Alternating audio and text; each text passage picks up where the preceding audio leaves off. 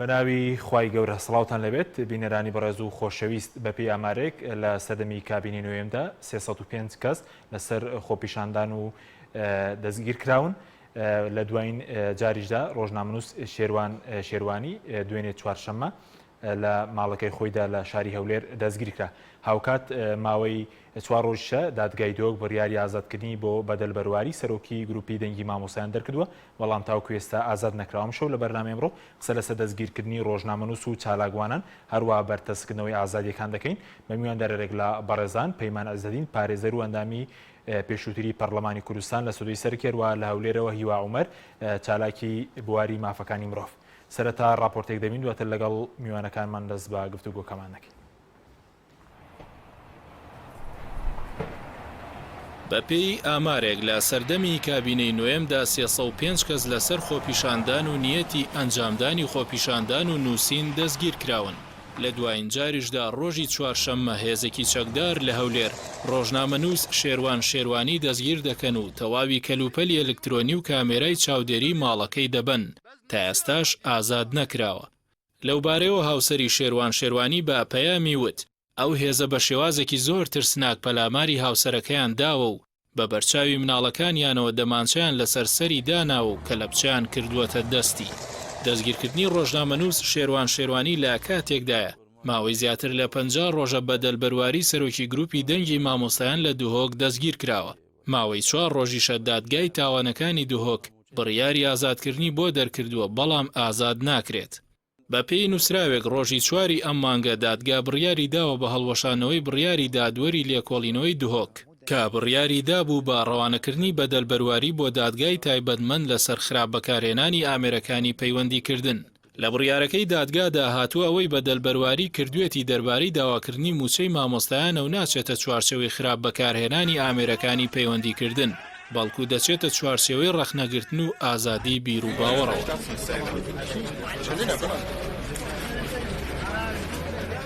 لەمبارەیەوە لەتیف مستەفا یاساناز لە لاپەڕەی تایبەتی خۆی لە تۆڕی کۆمەڵاتی فەیسبوک دەڵێ نازانم حیزبەکانی شێری سلێمانی و ڕێوی هەولێرێت چۆن قبول دەکەن بە نوێژی نیۆڕۆ ئازادی هەتک بکرێ لە کاتێکدا لە ڕێکەوتنامەی پێگەێنانی حکومەتە ئیتلافیەکەیان باسی پاراستنی ئازادیەکانیان کردووە.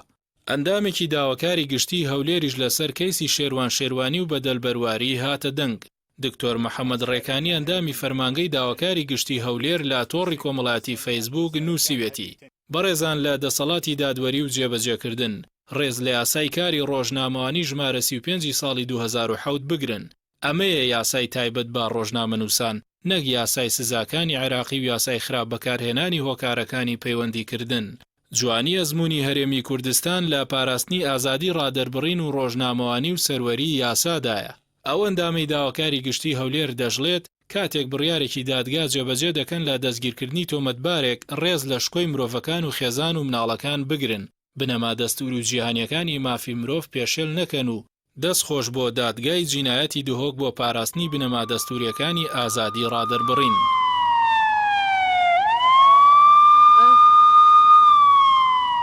لە سەردەمی کابینەی نوێمدا دەیان چالاکوان و ڕۆژنامەنووس و مامۆستا لەسەر داواکردنی مافەکانیان و دژایەتی گەندەڵی دەستگیر کراون. ئەمە لە کاتێکدا لە کارنامەی کابینەکەدا هاتووە پێداگری لەسەر چەسپاندن و بەهێزکردنی بنەما دیموکراسیەکان و ئازادی و یەکسانی و دەستخستنی زانیاری بە پێی یاسا بۆ هاوڵاتیانی هەرێم دەکەن و بەرگریکاری مافەکانیان دەبن.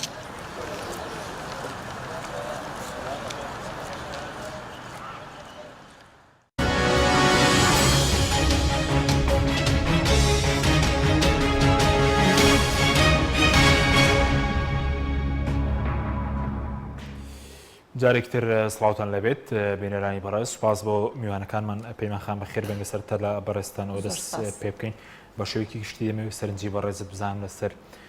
دەستگیرکردن کە باس لەوە دەکرێت بە پێی ئامارێک لە ماوەی ئەم کابینە 305 کەس دەستگیر کراون، کەندێکیان لەسەر خۆپیشاندانیان کردووە، هەندێکیشیان نیەتی خۆپیشاندانیان هەبووە. بەڵێ زۆر سپاس کاک حەکیم لە ڕاستیە دەستگیرکردنی ڕۆژنامەنووس و خۆپیشاندەران ئەمە حاڵەتێکی تازە نییە ئەگەر ئێمە لە هەرێمی کوردستانە سەیری بکەین بە درێژایی کابینەکانی پێشوش یەکێک لەو دیاردانەی کە بە بەردەوامی تەنانەت راپۆرتی ساڵانەی نەتەوەیە گرتوەکان یاخود ڕێکخراوەکانی تایبەت بە مافی مرۆڤ قسەی لەسەر کردووەوە وەکو خاڵێکی نێگەتیڤ لەسەر حکومڕانی لە هەرێمی کوردستانەوە دەسەڵاتدارانی هەرێمی کوردستان حساب کراوە نەبوونی ئازادی ڕادەربڕین و ڕێگرتن لە ئازادی ڕادەربڕین و دەستگیرکردن و هەتا گەیشتن بە تیرۆرکردنی ڕۆژنامەنووسانیش لە هەرێمی کوردستان بۆیە ئەم دیاردەیەکی تازە نییە دیاردەیەکە لە هەموو کابینەکانە بە بڵین بە میرات ماوەتەوە بۆ هەموو کابینەکانی دوای خۆی و ئەکرێ بڵین کە لە ئێستاە ڕەنگە بەرەو ترۆپکی حاڵەتەکە بڕوا و بە شێوەیەکی زەقتر و بەرچاوتر و بە منەظەمتر بەڕێکخراوتر یەتە بەرچاو کە جیاوازەکەی لەگەڵ قۆناغەکانی پێشخۆیە لە کۆمەڵێک ڕۆوەیە هەم لە ڕووی گۆڕین و دەستکاریکردن هەوڵدان بۆ گۆڕین و دەستکاریکردنی یاساکان لەو ڕێگەیەوە و هەم لە شێوازی تۆمارکردنی سکاڵاکان و شێوازی دەستگیرکردنی هەم ئەوانەی کە بەنیازی خۆپیشاندانن و هەم ڕۆژنامەنووسان کە قسەیەک یاخود ڕایەکی تایبەتی خۆیان ئەڵێن. باشە بەس وتت بۆچی لەم کابینەیە جیاوازتر ینی ئەم حاڵەتە بەرەو پەرسەندن ڕۆشتووە ئێمە دەبین لە خۆپیشاندانەکان پێشتر لە دۆک ئێستاش مامۆستا بەدەل و مامۆسایکتر بەناوی دڵشاد وەروە چالاکیش بەناوی ئومێد حاجی ئێستا لە زیندانن پێشتر لە خۆپیشاندانەکان هەر لە ڕانیش لە شوێنەکانی تریشە دەستگیرکردن هەبوو ینی هۆکاری و زیادبوونی دەستگیرکردنی ڕۆژنامەنووس و چالاگوان و هاوڵاتیش بۆچی دەگەڕێتەوە بەڵێ خۆی لە بنچینەیە هەموو دەسەڵاتێک یاخود هەموو حکومڕانیەکی تاگڕە و دکتاتۆر ئیش لەسەر یەکێک لەوانەی کە ئیشی لەسەر ئەکا کپکردن و بێدەنگکردنی دەنگی ئازاد و ڕای ئازادە ینی ئەمە لە هەموو شوێنێک و لە هەموو جێگەیەکە شتێکی بەرچاو و دیارە ینی یەکێک لەو با بڵین پایانەی کە هەر سیستمێک هەر دەسەڵاتێکی دیکتاتۆریەت خۆی لەسەر بناغە ئەکات و خۆی لەسەر بەهێز ئەکات کپکردنی دەنگی ناڕەزایەتیە و دەنگی ئازادە. ئەمەی ئێرەش ئەمەی هەرێمی کوردستان ئەگەڕێتەوە بە پلەی یەکەم بۆ شێوازی یا قۆناغبەندی حکومڕانی پارتی دیموکراتی کوردستان لە هەرێمی کوردستانە. پارتی دیموکراتی کوردستان نیەتی هێنانەدی حکومڕانیەکی تاگڕەوە و حکومڕانیە کە دەسەڵاتی پارتی تایە دەسەڵاتی باڵا بێ و بۆ ئەمە بە ئەکیدی بۆ ئەوەی هەرێمی کوردستان بگەێنێتە ئەو قۆناغا و بتوانێت بە تەواوەتی دەسەڵاتی ڕەهای خۆی بەسەر هەرێمی کوردستانە بسەپێنێ بە دوو قۆناغی جیایە تێپەڕیوە قۆناغی کابینەکانی پێشوو کە قۆناغی ئامادە سازی بووە بە بڕوای من بۆ حکومڕانیەکی ڕەها و ئەو قۆناغا لە لە کەسایەتی نەچیروان بارزانیا ڕەنگیاوەتەوە کە تا ڕادەیە کەسایەتیەکی نەرم کە پێویست بوو ئەو جۆرە کەسایەتیە پێویست بوو بۆ سازکردنی زەمینەیەکی گونجاو و زەمینەیەکی لەبار بۆ حکومڕانیەکی ڕەهای پارتی دیموکراتی کوردستان لە دوای ئەو قۆناغا کە پارتی دیموکرات بە بڕوای من بەسەرکەوتوانە ئەو قۆناغی تێپەڕان قۆناغی تونکردنەوەی جڵە و یا جڵەوگیریکردنی زیاتری حکومڕانیە لە هەرێمی کوردستانە و زیاتر بە شێوەیەکی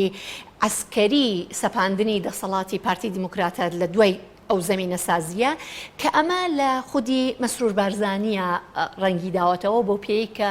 ئەو کەسایەتێکی جیاوازتری هەیە و بۆ ئەو قۆناغە ئامادەکراوە کە بتوانێت توندیەکی زیاتر بنوێنێ و بتوانێت فەرەسکردنی ئێرادە و دەسەڵاتی پارتی بە شێوەیەکی باشتر و بە شێوەیەکی تونتر بسەپێنێت لە هەرێمی کوردستانە. لێرەش بڵێن لە سنووری سلێمانی شەر کاتێک بڵێن خۆپیشاندنەکان لەگەڵ بەژۆندی یەکێتی تێگیرا بوون لێرەش هەوڵ هەبوو بۆ سەرکوتکردنیان هەرکاتێک کە ئەمە کاک حەکیم یعنی من بۆیە وتم ئەمە سیمای هەموو سیستمێکی دکتاتۆریە ینی من باسی پارتی ئەەکەم لە سنوورێکایە لە هەرێمی کوردستانە بەم قۆناغەیە ڕۆشتووەمانێ ئەوە نییە کە یەکێتی نیشتیمانی کوردستان زۆر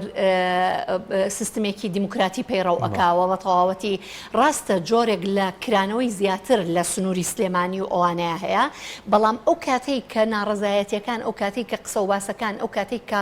هەوڵەکان ئەگاتە ئەوەی کە زەرەری هەبێ بۆ یەکێتی نیشتیمانی کوردستان وە بۆ بەرژەوەندیەکانی یەکێتی نیشتیمانی سەرکوتکاریەکان هیچی وای فەرق نییە لەگەڵ ئەوەی کە لە سنووری پارتیا ئەکرێ لێدان هەیە ڕۆژنامە نووس هەر هەبووە گرتنی هەر هەبووە سووتانی کەناڵی تەلەڤیزیۆنی هەر هەبووە هەموو ئەمانە کوشتنی ڕۆژنامە نووس لە سنووری پارتیا هەبووە لە سنووری یەکێتیشە هەبووە هەموو ئەمانە لە هەردووکیا هەیە بەڵام ئەوەی کە ئێستا لەم کابینەیە بۆ وایە لەبەر ئەوەی ئەمە بە بڕوای من پەیوەندی بە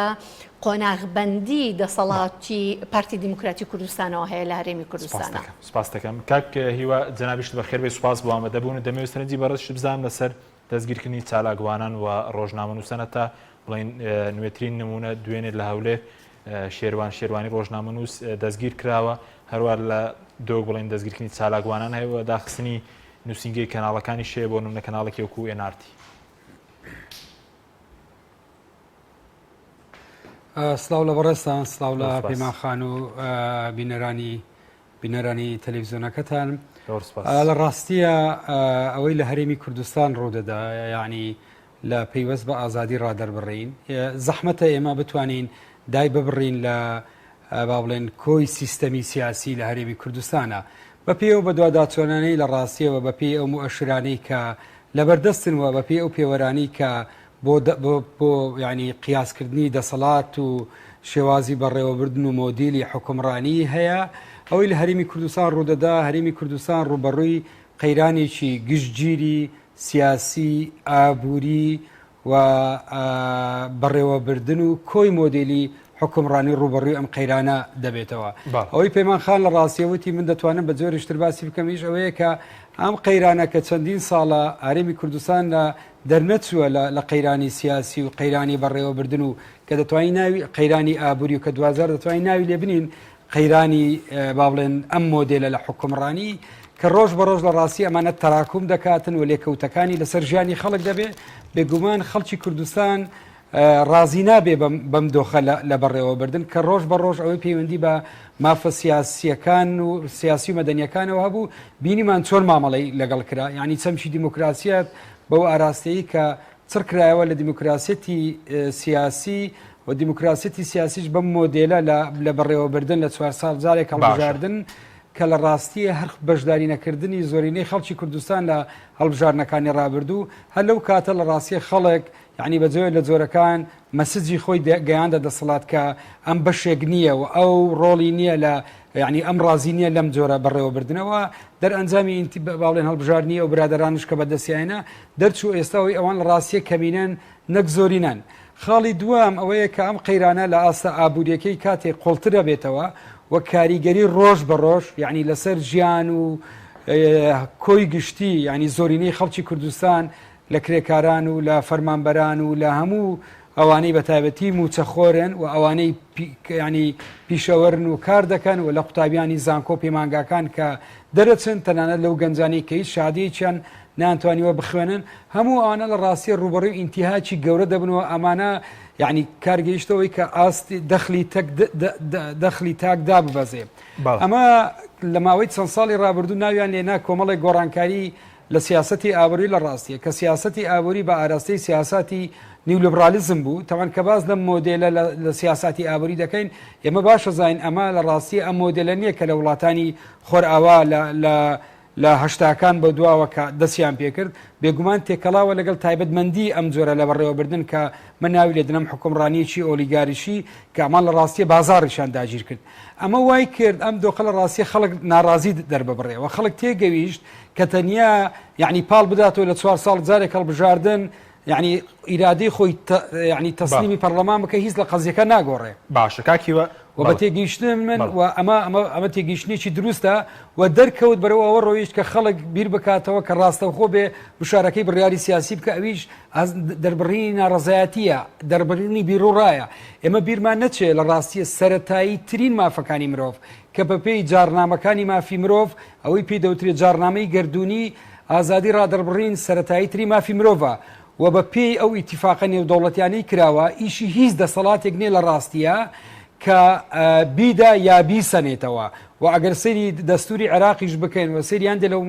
با بڵێن بەڵگەنامانە بکەین کە لارێمی کوردستان کە بنیادی یاساییان هەیە ئیشی دەسەڵاتەکان یاریمی کوردستان ڕێخستنی ئەم مافانەیە ڕێخستنی خۆپیشاندان بۆ نمونە ڕێخستنی یاسای ڕێخستنی کاری ڕۆژنامەوانی و یاسای مافی بەدەستێنانی زانیاری هەموو ئەمانە لەم بابەت ئەم دەسەڵاتە دراوەتە حکوومەت ڕێکی بخە بەداخەوە ئەمە ینی سەرەتا ئینتیاچی گەورە لە ڕاستی بە قانون کرا تا تێپەڕی ئەوەی کە ئەوەی جەنابەت وتر لە شاری ئەولێر و لە دهۆک و پێشتریش لە ناوچەکانی تر لە هەرێمی کوردستان بینیمان کە چی ڕوویدا بەمانای کەلیمە لە ڕاستی ئەوەی ڕوودەدا دەرئەنجامی ئەو قەیرانە گشتگیریەیە کە لە هەرێمی کوردستان دروست بووە و دەسەڵات پێی وایە لە ڕێگای ئیجراعاتی ئەمنی یعنی ئەگەر موچە نادا و مەعاش نادا و هەرێمی کوردستان ڕوبەڕووی قەیرانێک کردوێتەوە لە کاتێکە خەڵک خەریکی تێکۆشانە بۆ بەدەستێنانی مافە ئابووری کۆمەڵایەتیەکان ئەم لەولاوە لە ڕاستی هاتووە ئازادی ڕادەربڕینیش با بڵێن یاساغ دەکاتن من پێم وایە ئەمە لێکەوتەیە واتە ئەم دەسەڵاتە کاتێ مۆدێلەکە یعنی ڕوبەڕووی شکستی گەورە دەبێتەوە و ڕۆژ بە ڕۆژ بەردەوامبوونی لەسەر حیسابی مافە سیاسی و مەدەنیەکانە ڕۆژێ موچە دەبڕێ و ڕۆژە لە ڕاستی ڕۆژی دواتر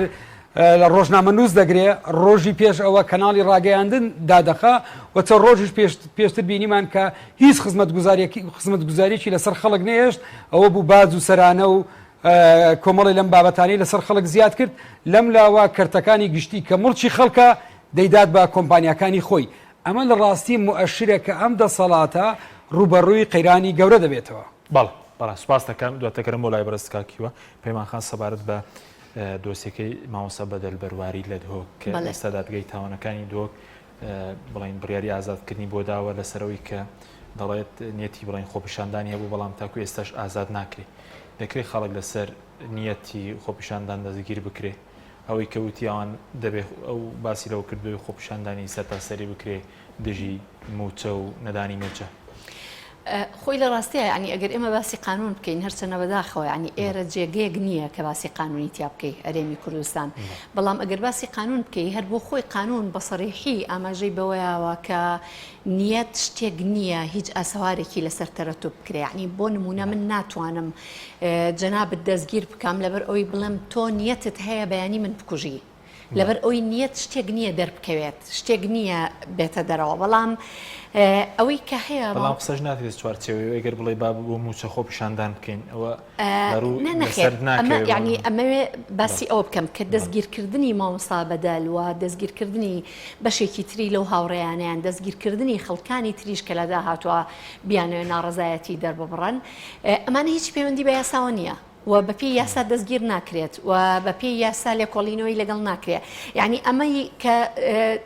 با بڵێن دادگا ئەو قەرارەی دەرکردووە من بۆ خۆم دەستخۆشیان لێ ئەەکەم قەرارێکی زۆر ئازایانەیە کە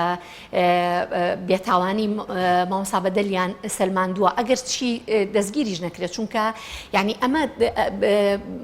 ئازادیش نەکرێت ئێستا ئازاد نەکردنی مامۆستا بەدەل هەر بۆ خۆی بێبەهاکردنی دادگاکانە لەلایەن حکوومەتی هەرێمی کوردستانەوە بە تایبەتی لەلایەن پارتی دیموکراتی کوردستانەوە چونکە کاتێک کە کەسێک ئازاد ئەکرێ هیچ هێزێک ینی ئەسڵ وایە هیچ هێزێک نتوانێت ڕێگری لێ بکات لە ئازادبوونی و ئێستا بەپێی ئەو قانونانەی کە هەیە بە تایبەتی یاسای قەرەبووکردنەوەی ئەو کەسانەی کە بەبێ پاساوی یاسایی ئەگیرێن مامۆستا بەدەل ئەتوانێت داوای یاسایی لەسەر ئەو دەستگایە تۆمار بکات کە دەستگیری کردووە 50 ڕۆژە و قەرەبوو بکرێتەوە لە بەرامبەری ئەو 50 ڕۆژەی کە لەوێیە بەڵام بە ئەکیدی یاریە یاساییەکان ئەوەنە زۆرە و ئەوەنە دادگاکان و بەشێکی زۆر لە دادوەرەکان لەژێر کۆنتترۆلی حزبایە ئەتوانن لەگەڵ ئفراجکردنی مامەسا بەدەلا ئەمان شکاتێکی سکاڵای هیکەی لەسەر تۆمار بکەن بۆ ئەوەی دەستگیر بکرێتەوە بە سکاڵایە کە ڕێگری نەکات لەوەی کە ئازادی نەکەن بە بڕیارەکەی دادگا کە دەرچووە تاوانە بۆ نمونار هاوڵاتیەک ئەگەر داوای بکە بە تایبەتی کە موچە دواکەوتووە خۆیان خودت خۆپیشاندانی بکە لە هەر ناوچەیەکی کوردستانە کاک حەکیم ئێمە ئێستا لە بەرامبەر حاڵەتێکانین کە حسابی بکەین چی تاوانە ئێمە بیکەین و چی تاوان نییە بکرێ هەموو قسەیەک هەموو کردارێک هەموو ڕەفتارێک هەموو نیەتێک هەموو بیرکردنەوەیەک هەموو پێکەنینێک کە دەلالەت لە کەمکردنەوەی ڕۆڵی حزب بکات لە هەرێمی کوردستانە کە دەلالەت لە بێگوێییکردنی دەسەڵات بکات لە هەرێمی کوردستانە تاوانە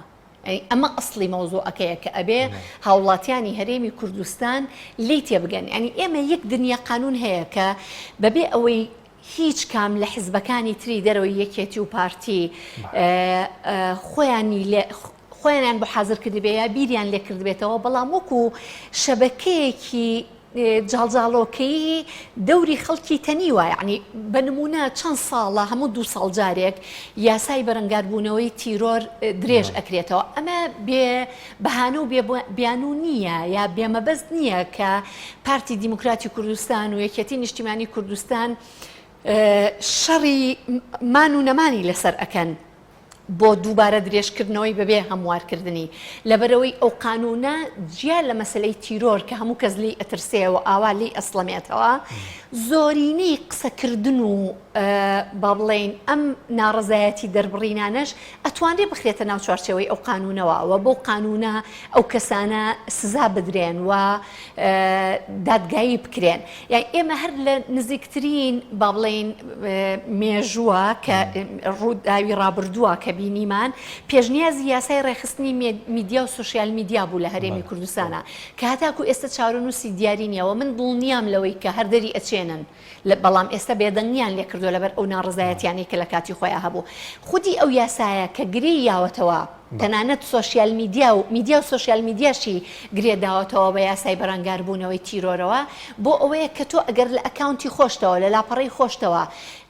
قسەیەکت لە دەم بێتە دەرەوە ناڕزایەتیەک دەرببڕی شتێک بکەی کە ترسی هەبێت بۆ ئایندەی حکومڕانی ئەوان لە هەرێمی کوردستانە بە یاسای تیرۆر مامەڵەت لەگەڵ بکەن هەروەها ئەو ڕێنمایی کە وەزیری ڕۆشنبیری دەری کرد هەموو ئەمانە هەموو ئەمانە ئەو با بڵێن تۆڕە جاڵجاڵۆکەیەن کە دەسەڵات زۆر بەوردی خەریکی درونیەتی و حیزبەکانی تریش بە هێواشی ئەچنە ناویەوە باشە بەس دەسەر موچە ینی پێ دوایە دەبوو دەسەڵاتداران سزادرابان کە لە دەرەوەی یاسا موچەکەم دەکردنیە کەسێک گەر بەنیازی خۆپیشاندان بێ داوای موچە بکە دەستگیر بکرێ و زیندانی بکرێ کاکە ئەگەر مەسەلە ئەوە بێ لەسەر موچە خەڵک حکوومەتێک ژێرە و ژوور ئەکات ئەنی لەسەر چونکە موچە ئەمە بڕینی قوتی خەڵکە بڕینی ژیان و گوزەرانی خەڵکە بڕینی یا پێشێلکردنی یەکێکە لە سەرەتایی ترین مافەکان کە لە بەرامبەر یا هاوڵاتی فەرمانبەر بە ئەرکی خۆی هەستاوە بۆیە نەک ئەوەی کە حکوومەت حەقی سزادانی هەیە ئێستا حکوومەت ئەبێ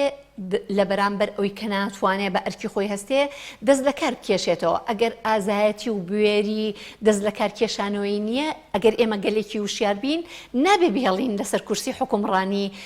لەو گاڵتەجاڕیەی بە خەڵک بەردەوام بێت سپاس دەکەم کاک هیوا بگەرم بۆ لای بەڕێز سەبارەت بەوەی کە جەنابەت پێت وایە ئەوەی کە ئێستا لە کوردستان دەگوزارێت لە دەستگیرکردنی ڕۆژنامەنووس لە دۆخی ئابووری هەموو پەیوەندی بە قەیرانی سیاسی و بە سیستەمی سیاسی وەیە سیستەمی سیاسی لار وڵاتێک چ جۆرێک بێت ئەو لێکەوتانەی لێ دەکەوێتەوە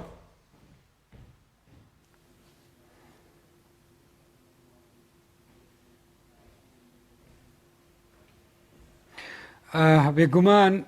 کاتێککە ینی مۆدلێک لە حکومڕانیت هەیە و ئەم مۆدلە لە حکومڕانیە بە جۆرێکە کە با بڵێن ناتوانین ئێمە لە چوارچەوەی مۆدلێکی بەڕێوەبردننی تازەیە ینی تەسمی بکەین یان ئەوەی کە با بڵێن لەو چوارچێوەی کارێمی کوردستان بەپێی دەستور بازدەوە دەکرێت کە سیستەمێکی سیاسی دیموکراسی پەرلەمانی کۆماریە ئەمە لە ڕاستیە لە هەرێمی کوردستانە ئێمە لە ئەرزی واقعە ڕوبەڕووی قەیرانی زۆر گەورە دەبینەوە من پێم وایە قەیرانی لە هەرێمی کوردستانەیە تەنانەت ناتوانین یعنی دای ببڕین لەو قەیرانی کە سیستەمە سیاسیەکان لە ڕۆژهەڵاتی ناوەڕاست تایە ینی پێیا دەگوزەرێن ئێمە شاید حاڵی چەندین ینی دەرەکەوێ ئەم ناوچەیە بە بەردەوام دەرئەنجامی ئەم مۆدلە لە حکومڕانی وای لێدێک کە بە بەردەوام ئەم ناوچەیە ئەوەی پێی دەوترێت ئیستقراری سیاسی بەخۆیەوە نەبینێ و ئەوەی پێی دەوترێت تەنمیە و گەشەپێدانی سیاسی و مافەکانی مرۆڤ ڕاستیە بە بەردەوام لە بەردەم هەڕەشەی گەورەدا بێ ئێستا ینی دۆخەکە ئەگەر ئێمە سەری وڵاتانی عەرەبی بکەین ینی چەندین لەم ماوەیە چەندین ئاڵوگۆڕی جۆرا و جۆر بەسەری هات ئەمە سەری بارودۆخی عێراقەکەین وا تەسەوڕەکراکارێمی کوردستان لە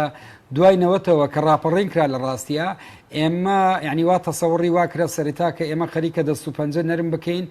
لەسەر لە مەرحەلەی ئینتیقالی داین بەرەو دەسەڵاتێکی با بڵێن دیموکراسی پەرلەمانی کۆماری بەداخەوە دەرکەوت کە ئەم مۆدێلە لە حکومڕانی و بە تایبەتی ئەم دوو پارتی کە لە دەسەڵاتدان و دواتر لە ڕاستی ئێمە ناتوانین هەرتەنیات یعنی دەتوانین تەسمی بکەین بە ئیتلافی حکومڕانیش کە بە جۆی لە جۆرەکە لە ناو ئەو کابینەیە ماونەتەوە من پێم وایە هەمیان بەرەو ئەوە دەڕۆن کە یعنی بە جۆی لە جۆرەکان تەحملی مەسئولیت دەکەن و بێگومان ڕێژەکە جیاوازە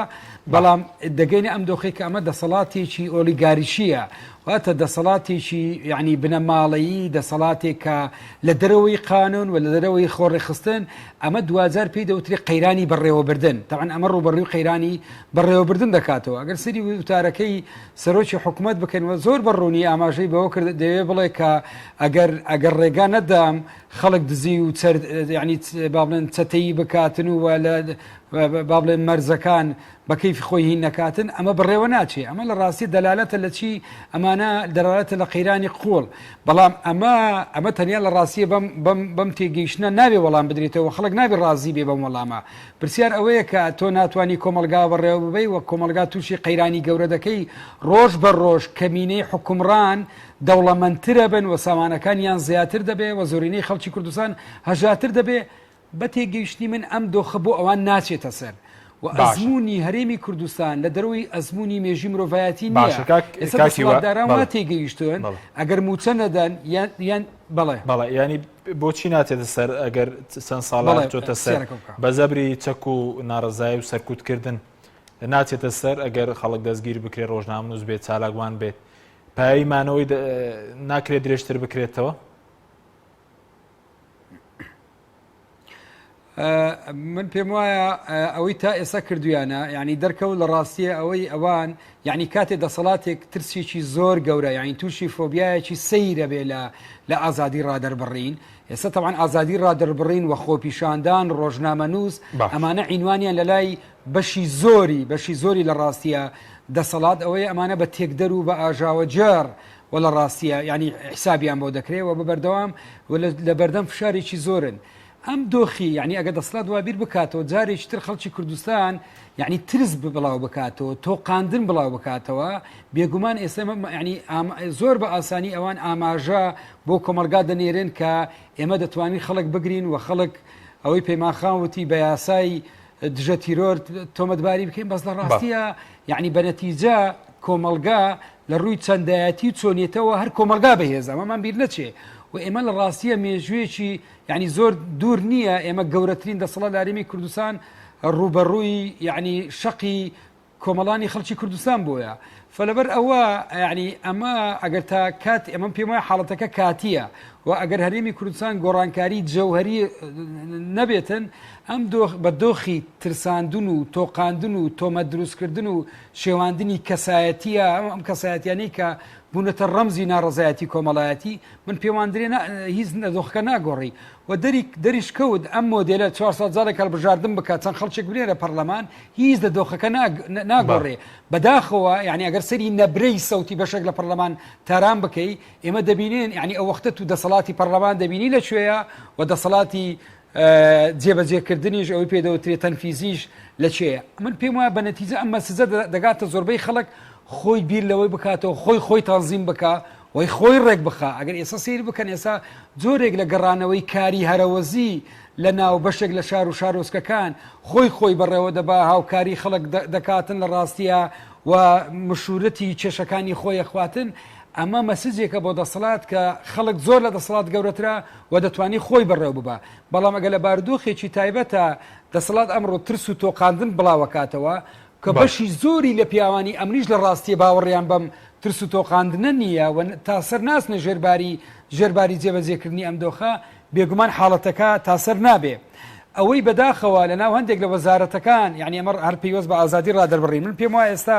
کاک حەچیم ینی بابەتێکەیە لە هەرێمی کوردستان هەمومان دەبێ ینی بجەوهری لەسەری بوەستین دەژیرکردنی چەند ڕۆژنامە نووسێک لێرە و لەوێ هەر قەزیەکە ئەوە نییە ئێستا یعنی بەجددی شارەکانی هەرێمی کوردستان بە جۆرێ لە جۆرەکان خنکێنراون و زیندانیەکی گەورە دروست کراوە ڕێ بە هیچ خۆپیشاندانێک نادرێ بە تایبەتی لە هەولێر و لە دهۆک لە شوێنەکانی ترش لە ڕاستیە تام ئاستە ڕێگەیان پێ دەدرێ کە کاریگەری لەسەر دەسەڵات دروست نەکەن کە کاریگەری لەسەر دەسەڵات دروست کرا ئەوە بینیمان لە ڕانیە چەند کەس گیرا و لە سلێمانی گیرا و کەناڵەکانی ڕاگەیاندن چ زۆرێکیان تووشی چ دۆخێک بنەوە ئێستا ئەوەی پێی دەوترێ ئازادی ڕادەڕۆین لە هەرێمی کوردستان لە بەردەم هەڕەشەیەکی گەورەدایە و ئەمە ئەوەی پێی دەوترێ تەمەن کە باس لە ئازادی ڕادەربڕین دەکەین ئەمە عینوانێکی فراوانە بەڵام دوجار مەسلەی خۆپیشاندان و ڕادەربڕین دەگرێتەوە و مافی کاری ڕۆژنامەوانی دەگرێتەوە و مافی بەدەستێنانی زانیاری دەگرێتەوە تەنانەت ئەوەی پێی دەوترێت پرۆلالیزمی سیاسی فرەیی سیاسیش لە ڕاستیە بە تێگەیشتنی من لە بەردەم هەڕەشەیەکی سیاسیە تا ئەو ئاستە هێزە سیاسیەکان قوبڵ کراوە تا لە ڕاستیە بەدڵی ئەو مامەڵە بکە کاتێک کە بە جۆرێشتر مامەڵە دەکە ڕوبەڕووی دۆخێکی تر دەبێتەوە ئەم پرسا بە تێگەیشتنی من دەبێ وەکو پرسێکی گشتی و خەمی گشتی وەربگیرێ سپاس دەکەم بەڵە بینێرانی بەڕێز ناوبڕێکی کورت و دەگەڕێنەوە وڵات چاکە بریکاری تۆڕی میدیایی کۆمەڵ بۆ دروستکردن و بڵاوکردنەوەی ڕێکلام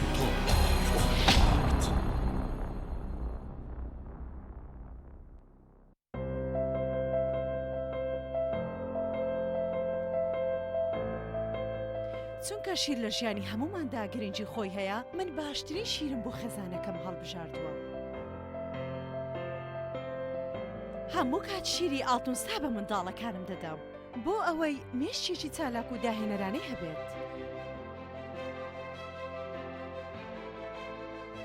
من بە شیری ئاڵتونسا کێک و شیرینی دروست دەکەم شیری ئاڵتونسا ڕۆڵێکی گرنگی لە خێزانی ئێمەدا هەیە 100% سروشتی تامێکی نایە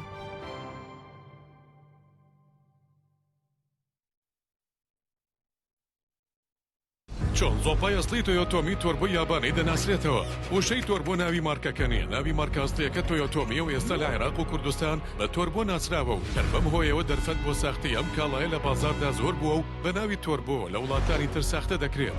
بۆیە پێتان ڕادەگەیەنین کە تەنها وشەی تۆیۆتۆمی مارکە ئەسڵیەکەیە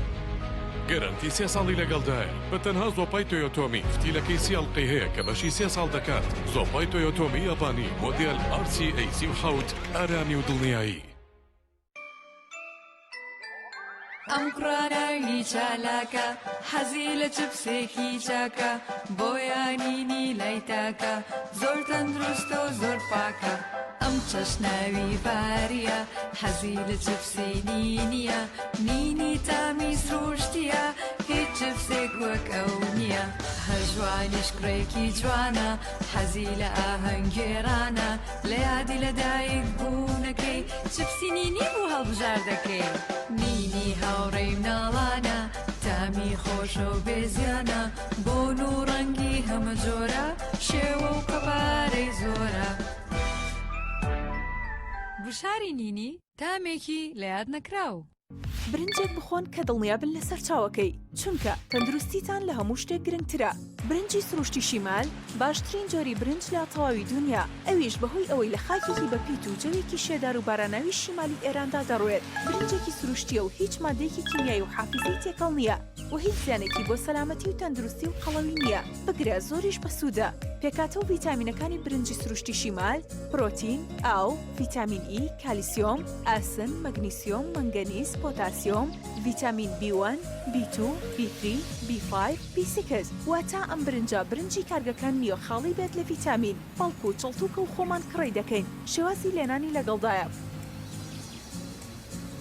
بۆ دەستکەوتنی برنجی سروشتی شیمال پەیوەندی بکەن بە 0 353 27 27 هەر کات تاقیتان کردەوە خۆتان بڵاوی دەکەنەوە.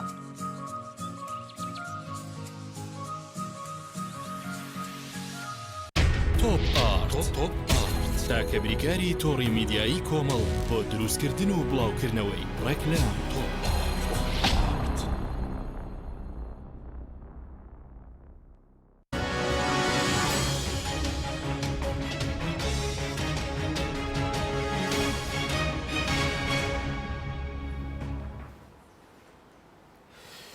جارێکتر سڵاتان لەبێت بینێرانی بەڕێز پێمان خام گەڕێمەوە لای بەڕێزت سەبارەت بۆی کە لە کوردستان ئەگەر موچە نەبێت هەلی کار نەبێت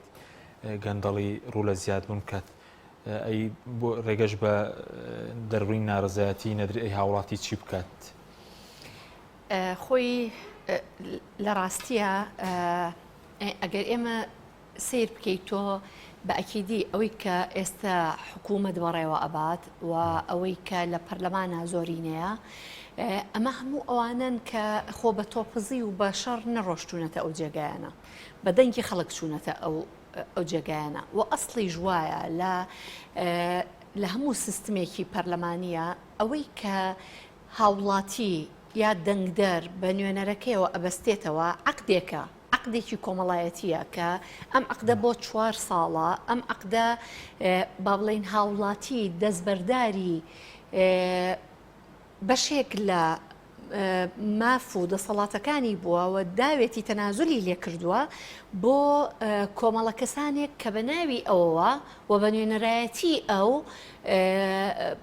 قسە لەسەر بەرژەوەندیەکانی بکەن و بەرژەوەندیەکانی بپارێزن و مافەکانی پارێزراو بێ. کاتێک لە هەموو عقدێکە ینی ئەگەر تۆ ئێمە سروشتی ئەم گرێبەستە لەسەر هەر گرێبەستێکی تر بەنمونە لەسەر گرێبەستی کڕین و فرۆشتن بە کرێدان لەسەر هەر گرێبەستێکی کە جێبەجێ بکەین کاتێک ئەم دوو تەرەفە من و جەنابەت لە گرێبەستێکە دوو لایەنی گرێبەستەکە بین من شتێک بە تۆ بفرۆشم ئەو شتەی من پەشیمان ببمەوە لێ یا عیبدار بێ یا هەرچیەک بێ تۆ حەقی خۆت هەیە کە گرێبەستەکە هەڵۆشێنیتەوە لەبەر ئەوەی من التیزامم نەکردووە بەوەی کە بابەتێک یا ئەو بڵێن فرۆشراوە بگەێنمە دەستی جەنابەت. ئەم گرێبەستەش عینەن شتە ئەم گرێبەستە کۆمەڵایەتیە سیاسیە هەمان شتە کە تۆ تەنازول لە مافەکانت ئەکەی وەکو دەنگدەر من تەنازولی لێ ئەەکەم بۆ ئەو پەرلەمانتارانە کە ئەوانیش بە نوێنەرایەتی ئێمە ئەو کابینەیە دەنگی ئێنێ کەواتە هەمووی بە دوای یەکە ئەگەڕێتەوە بۆ گرێبەستەکە کاتێک کە ئەوان مافەکانی من ناپارێزن و بەرژەوەندیەکانم ناپارێزن بە پێچەوانەوە مافەکانم پێشێل ئەکەن و ڕێگەم پێنایەن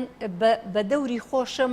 قسەیان لەسەر بکەم داوایان بکەم ئەو ڕێگریەشم لێ ئەکەن کەواتە لەم حاڵەتەیە من حەقی خۆمە متمانەی لێوەربگرمەوە من حەقی خۆمە ئەو گرێبەستە هەڵبوەشێنمەوە لەم حاڵەتەیە هەڵۆشانووی گرێبەست بە چەند شێوەیەک ئەبێت یەکێکیان بەوە ئەبێت کە تۆ لە ئێستاە داوای کە من ئەڵەم تۆ ینی زۆرینەی خەڵک کە تێ ئەگات لەوەی کە ئەم پەرلەمانە و ئەم حکوومەتە بەپی نوێنەرایەتی نەیتوانیوێ نوێنەرایەتیەکی سەرڕاست و ئەمینی من بکات گەل بکات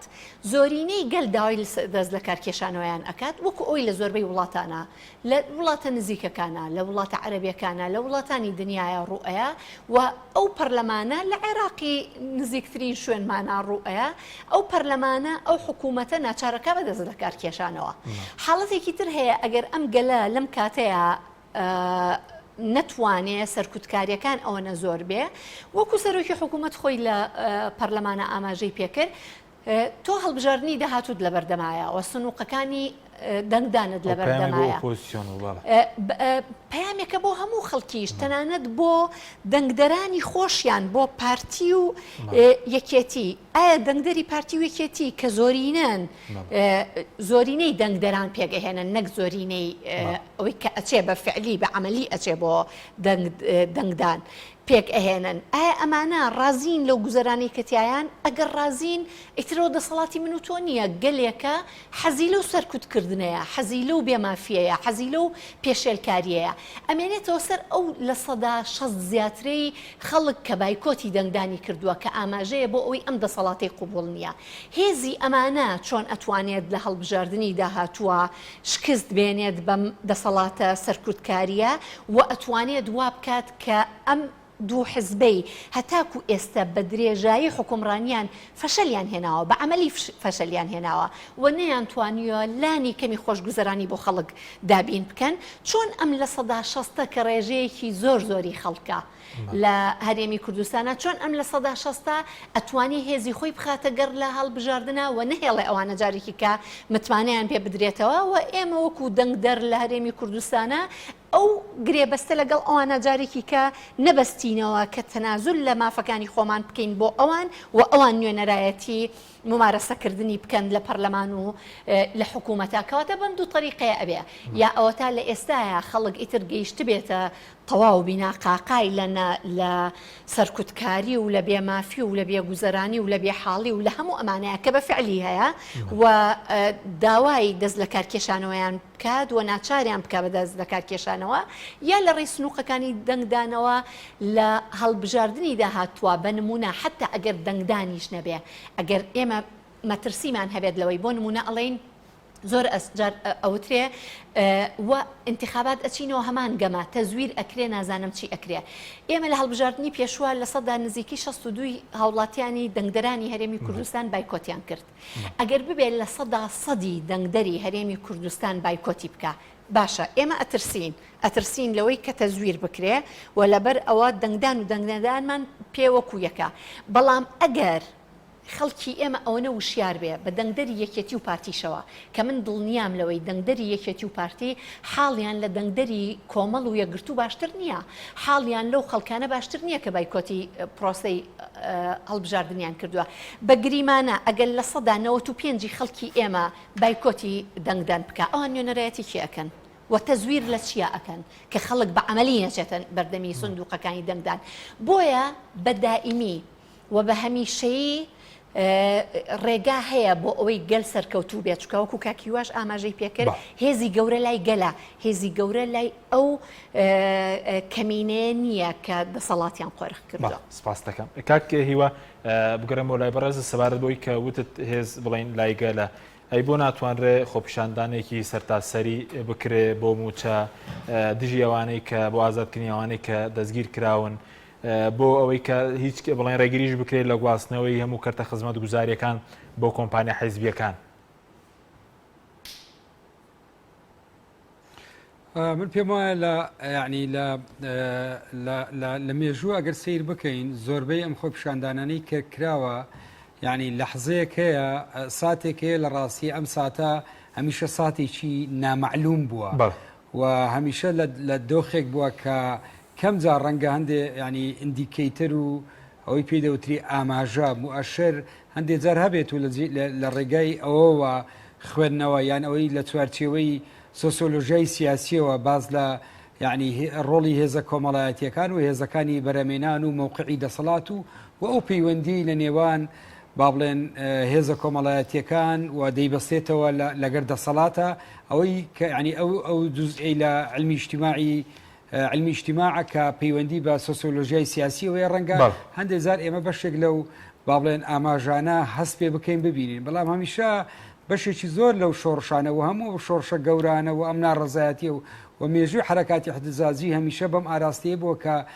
لە سەردەمێکە تەقیوەتەوە لە ڕاستی پێشبینی نەکراوە یان لامان معلوم نەبووە کە بەم ئاستە بێ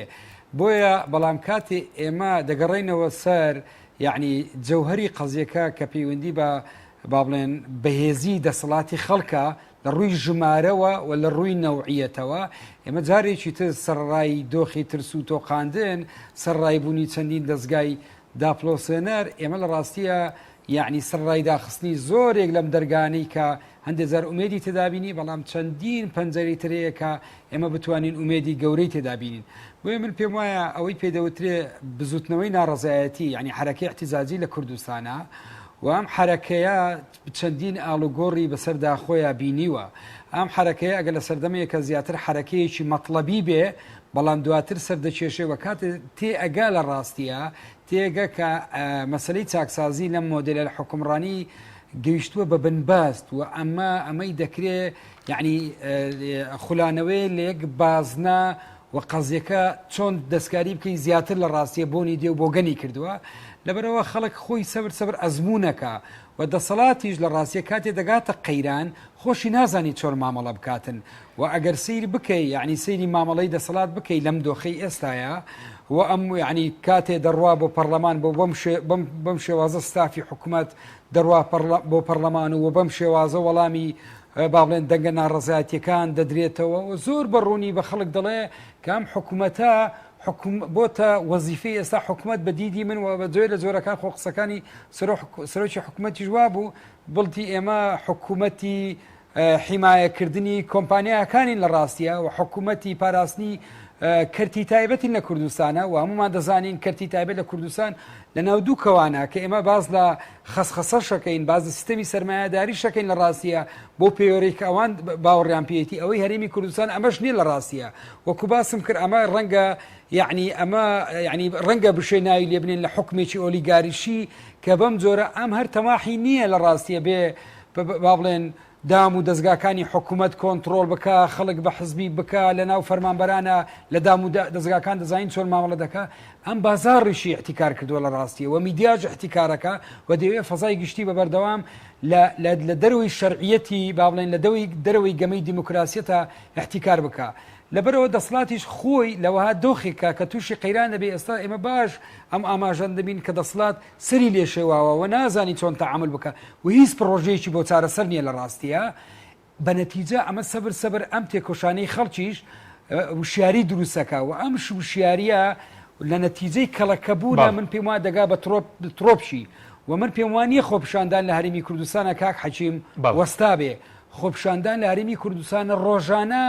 خۆپشاندانی ئەلکترۆنی دەکرێت ئەوەی ئێستا لە ڕاستی لە دنیاە پێی دەوترێ ئێستا بڕۆ سوسیال میدیا بکەوە کە باشترین پێوەرە بۆی تو بزانی ئەم کۆمەلگای ئایا ناڕازی لەم دەسەڵاتە و بڕۆ کوچە و کۆڵانەکان و شوێنە گشتەکان و لە ئیلتزاماتی عشائری لە ناو میوانداران باسی خەڵک لە ڕاستی ئێستا باسی چییە؟ باسی خەڵک باسی دەسەڵاتە و ئێستا بەجۆی لە جۆرەکان خەڵک تێگەویشت دەرچوو لەم تێگەیشتنی لۆبراڵی کە پێی وابێ سیاستکردنی نخبەیە خەڵک تێگەیشت لە ڕاستیە سیاستکردن کاری هەموو ماڵێکە و کاری هەموو خەڵکێکە سیاستکردن وراسە نییە وەکو دەسەڵاتێکی بنەماڵەیی بۆ چەند خەڵکێک بمێنێتەوە سیاستکردن کاری هەموو خەڵکە کاری کرێکاران و زوتیاران چین و توێژەکانە لە ڕاستیە بۆیە ئەوەی ئێستا لە سوسیال میدیا دەبیندرێ ئەمە جۆرێکە لە سیاستکردن و بە فۆرمی جۆرا زۆر من پێوان ناڕزایەتی کۆمەڵایەتی بەردەوامە ئەوەی جەنابەت وتت من پێم وایە هیچ معلومیە بەیانی ئێمە ڕوبەڕی خۆپشاندانێکی سەرتاسەری گەورە نەبێنینەوە بەڵێ سپاس دەکەم کاک هیوە پێمەخە کاتمە زۆر کەمەوە بەس ئەم کابینەیە پێ دوایە زیاتر بەرەو ئەمەی تر دەڕوا دەبێرەگری لێ بکرێت چەندە لە کارنامەکەشی دەباسی ئەو دەکە کە پەرە بە ئازادی ڕادەربڕین و بڵاوکردنەوە و پێداگیری لەسەر بنەما دموکراسیەکان دەکەن ئەم کابینەیە هەر لە سەرتاوە بەڵام زۆر جار ئینسان ئەیود بە زۆر یان پێش ڕووداونەکەوەم و ئەوەندە بەدگومانیم نەبێت لە بابەتەکان ئەگەرنا هەر لە سەرەتای کابینەکەەوە پێوەی دیار بوو لە مامەڵەکردنی لەگەڵ خودی وەزیرەکانە هەتاکو کۆی کۆمەلگاکان کە کابینەیەکی بەڵێ بە دڵنیاییەوە کە کابینەیەکی عسکەری ئازادیە و کابینەیە کە کار لەسەر بەرتەسکردنەوەی ئازادی و زیاتر سەپاندنی دەسەڵاتی حزب ئەکات بۆیە بە ئەکیدی ئەمە بەدیوێکی کەیا من بۆ خۆم گەشببینم بەوەی چونکە لەکووا ئیتر ئازادیەکان بەرتەسکتر کرایەوە لەکووا فشار زیاتر خراە سەر خەڵک لەو کاتەیە زیاتر خەڵک خۆی ڕێک ئەخا بۆ دەربڕینی ناڕزایەتی و ڕێکخستن و گەورەکردنی ناڕزایەتیەکانی ئەی ڕۆڵی بڵین یەکێتی و گۆڕانیش هەیە لەم بەعسکەری بوونەکەوانیش بەشدارن لەم کابینە لە ڕاستیە یەکێتی و گۆڕان بە خراپی کەوتونەتەناو ئەو تۆڕە جاڵجاڵۆکەیەی کە هەیە ئێستا و ئەوەی کە ئەوان ئەیکەن توندکردنی تۆڕەکەیە و خراپترکردنی دۆخەکەیە و هەموو ڕەخساندنی زیاتری زەمینەیە بۆ سەپاندنی ئەو سیستمی کە پارتی زۆر دەمێکە نیەتی هەیە بڵین سەرکوتکردنی ناڕزایەتی دەستگیرکردنی ڕۆژنامە و سوسیالەگوان هیچی لێ سەوز نابێت چی لێ سەوز ناوێ بڵین بە ئەکیدی ئەمە هەتاکو بە بڕوای من وایە هەتاکو سەرکوتکاری زیاتر بێ تۆ دەستکەوتت لە ڕووی بەرەو با بڵین بەرەو دژایەتیکردن و گەورەکردنی ناڕزایەتیەکانت زیاتر ئەبێت گەورەتر ئەبێ هەنگاوەکانت بۆیە هەموو ئەمانە ئەگەر لە ئێستاە لە بەرژەوەندی دەسەڵات بشکێتەوە بەڵام لە بەردەوامیە بە بەرژەوەندی گشتیەشکێتەوە زۆر سپاس بۆ وەرەزان پێمان ئەرزەدین پارێز دەروەندامی پێشووتری پەرلەمانی کوردستان سەری سەرگی هەروە لاولێرەوە بەڕێز هیوا عومەر چالاکی بواری مافەکانی مرۆڤ سپاس بۆ بینێرانی بەرە سپاس بۆ هاوکارانم خواتان لەگەڵ دەستان خۆش بێت.